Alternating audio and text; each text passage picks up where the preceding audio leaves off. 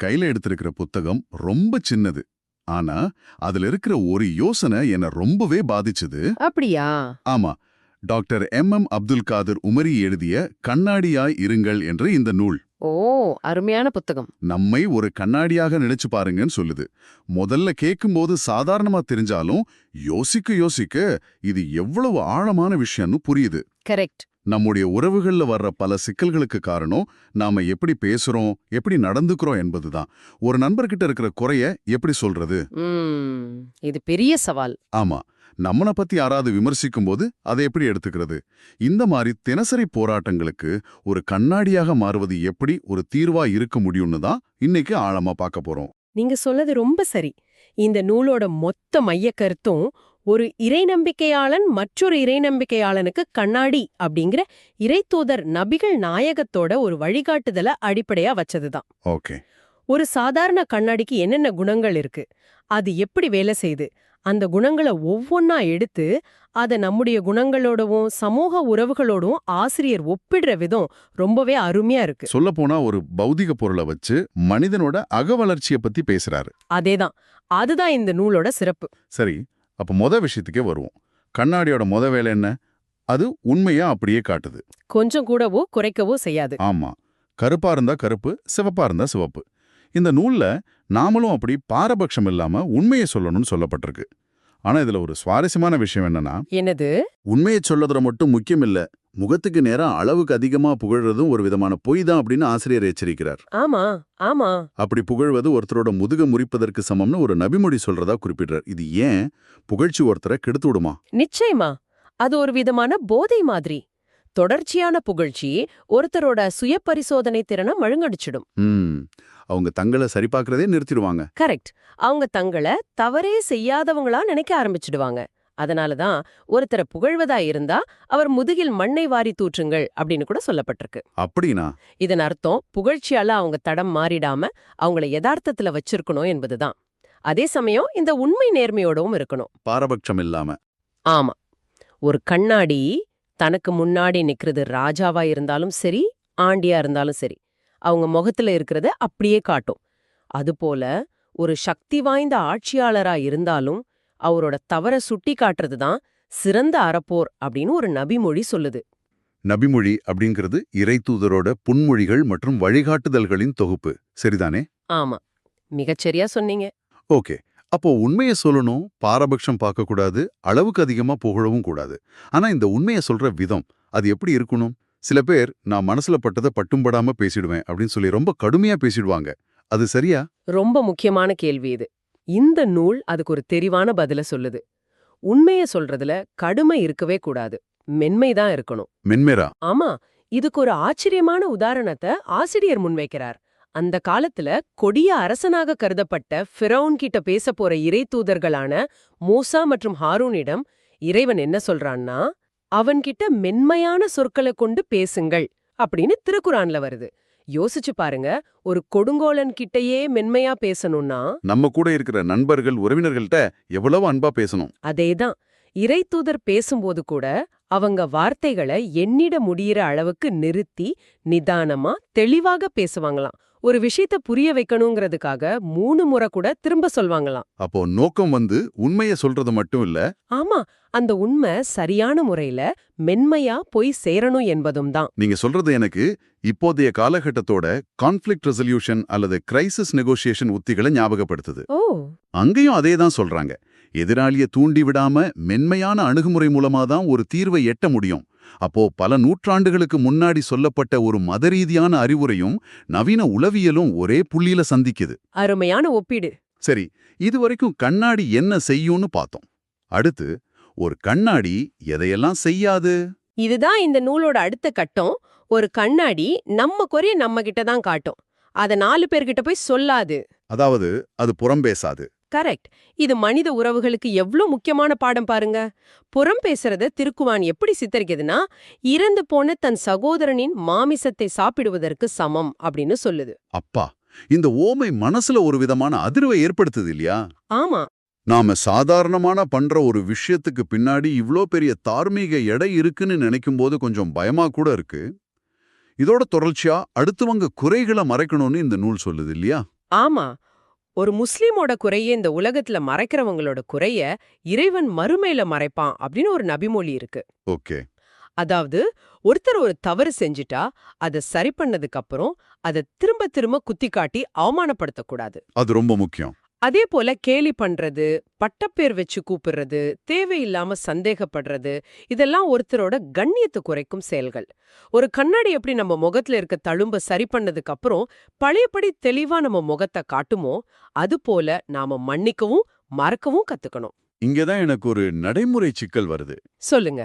நீங்க சொல்றது சரிதான். பிறர் குறைகளை மறைக்கணும். ஆனால் ஒரு நண்பர் தொடர்ந்து ஒரு தவறை செய்யறாருன்னு வச்சுப்போம்.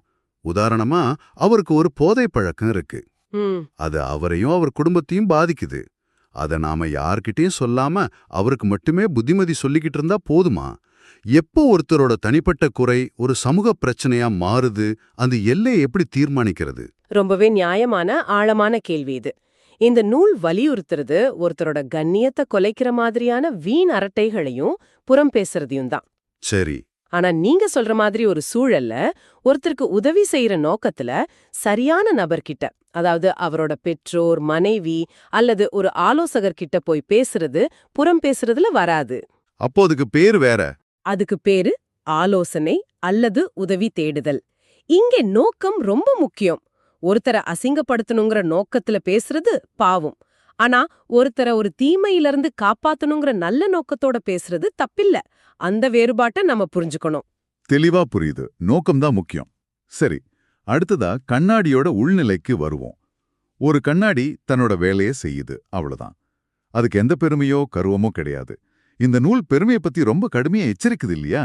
ஆமா, ஒருத்தரோட உள்ளத்துல அணுவளவு பெருமை இருந்தாலும் அவர் சொர்க்கம் நுழைய மாட்டார் அப்படின்னு நபிமொழி சொல்றதா ஆசிரியர் குறிப்பிடுறார். அணுவளவா?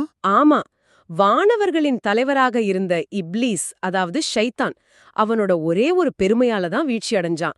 நான் நெருப்பால் படைக்கப்பட்டவன், அவன் களிமண்ணால் படைக்கப்பட்டவன், நான் அவனை உயர்ந்தவன் அப்படின்னு அவன் நினைச்ச அந்த ஒரு நொடி பெருமை அவனை இறைவனோட அருளிலிருந்து தூக்கி எறிஞ்சிடுச்சு. அதேதான். ஆக பெருமைங்கிறது ஒரு ஆன்மீக புற்றுநோய் மாதிரி. இங்கதான் எனக்கு இப்போதைய காலகட்டத்தோட இன்னொரு பெரிய முரண்பாடு தெரியுது. என்ன முரண்பாடு? ஒரு பக்கம் இந்த நூல் பணிவா இருக்கணும், பெருமைப்படக்கூடாதுன்னு சொல்லுது.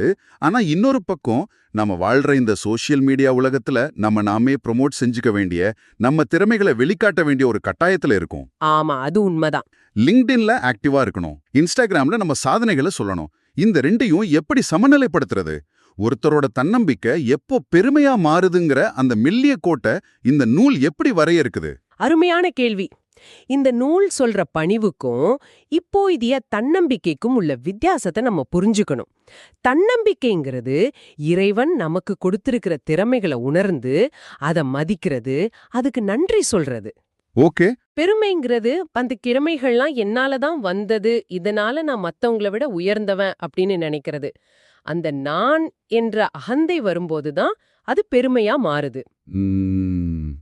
நான் தான் காரணம்னு நினைக்கிறது. ஆமா, உங்க திறமைய நீங்க வெளிப்படுத்தலாம், ஆனா அது மத்தவங்கள மட்டம் தட்டுறதுக்காக இருக்கக்கூடாது. உங்க வளர்ச்சிக்கு நீங்க உழைக்கலாம், ஆனா அது மத்தவங்களோட வீழ்ச்சியில சந்தோஷப்படுறதா இருக்கக்கூடாது. புரியுது. இந்த பெருமைக்கு கூடவே வர்ற இன்னொரு மோசமான குணம் பொறாமை. நெருப்பு எப்படி விறகுகளை தின்னிடுமோ அதே மாதிரி பொறாம ஒருத்தரோட நல்ல செயல்கள் எல்லாத்தையும் அழிச்சிடும் அப்படின்னு நபிமொழி எச்சரிக்குது. ஓ. பொறாம தான் பகைமைய வளர்க்கும், அது வஞ்சடத்தை உருவாக்கும், கடைசியில சகோதரத்துவத்தையே அழிச்சிடும். ஒரு கண்ணாடி இன்னொரு கண்ணாடியை பார்த்து பொறாமப்படாது. அது தனக்கு முன்னாடி என்ன இருக்கோ அதை மட்டும்தான் காட்டும். நல்ல ஒப்பீடு. சரி, அடுத்ததான் உறவுகளை பத்தி பேசுவோம். சரி. நாம எத்தனை முறை கோவமா ஒரு கண்ணாடியை பார்த்தாலும் அது நம்ம மேல கோவப்பட்டு இனிமே உனக்கு முகத்தை காட்ட மாட்டேன்னு சொல்றதில்ல. அது எப்போதும் போல நம்மளோட உறவை தொடருது. இதுல இருந்து நாம என்ன கத்துக்கலாம்? இரத்த பந்தங்களையும் நட்புகளையும் பேண வேண்டும் அப்படிங்கிற முக்கியமான பாடத்தை இதுல இருந்து கத்துக்கலாம். உறவுகளை முறித்து வாழ்பவன் சொர்க்கத்தில் நுழைய மாட்டான் அப்படின்னு ஒரு நபிமொழி இருக்கு.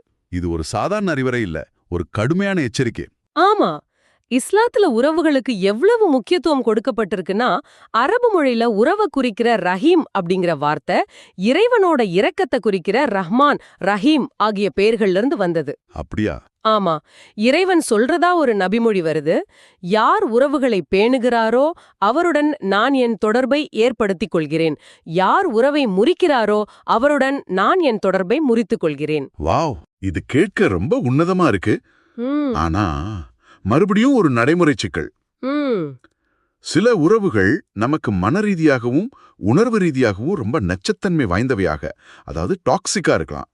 தொடர்ந்து நம்மளை காயப்படுத்துற, நம்ம முன்னேற்றத்தை தடுக்கிற உறவுகளையும் பேண வேண்டும் என்று இந்த நூல் சொல்கிறதா? இல்ல இல்ல, அங்கே ஒரு விதிவிலக்கு இருக்கிறதா? நம்மளோட மனநலனை காப்பாத்திக்கிறதுக்காக சில உறவுகளை விட்டு விலகி இருப்பது தப்பா? இதுவும் நாம தெளிவுபடுத்திக்க வேண்டிய ஒரு முக்கியமான விஷயம். உறவை முறிக்காதே என்பதன் அர்த்தம் துன்புறுத்தலை சகித்துக்கொள் என்பது கிடையாது. ஓகே, இது ரொம்ப முக்கியம்.